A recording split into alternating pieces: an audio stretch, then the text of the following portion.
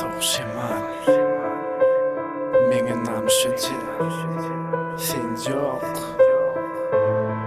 Yine bizim yollarımız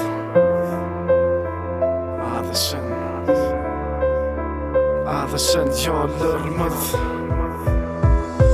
Açık gitme durun tek menem görsem baktımı Yaxşılıkta ulanım duymadın men vaktimi Dünya bir deliken senne görmedin mi düğünümü Zekin ağı dil sevgim için gidirdim gücümü Başımda sallanır inni kapı taşlarım Sana yapı dünyamı hiç açın bilgin açmarın Olsa bilin ikimiz adım somri olanı Sen üçün hasret bilin oğluklarımı boğun mi Yazılsa da utormaz könglim birden daralar Dünyalı bir hayatım bir vadık balım aralar Görmecugum özümden çıktı görmedik yaladım Olsa demek hissetmanı şeyle vermen yadadım Köp savuştum uğrunda yılanmadı gursoğum Tereden asmanı yeke kalın men bursadım Bir yolun sonu öğürle iki elime Yetirsin Allah seni yamanın peline Taşlısında duymadın mı kim bollu sen sevi özlüğün yalancı Nemi tüpülgen aklı zaten pucu çıktı Adışın yollar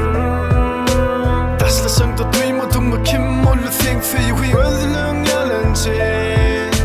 Nemi tüpülgen aklı zaten pucu çıktı Adışın yollar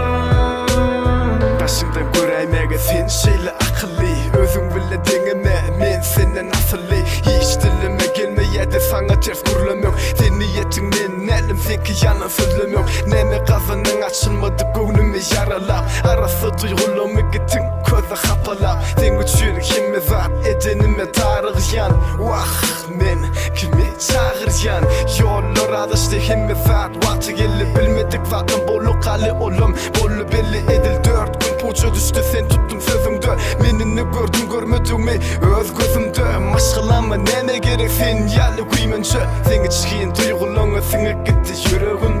Sen başarmadın Yeni yollarımız ayrı Taşlısında duymadın mı kim bollu sen sevi özlüğün yalancı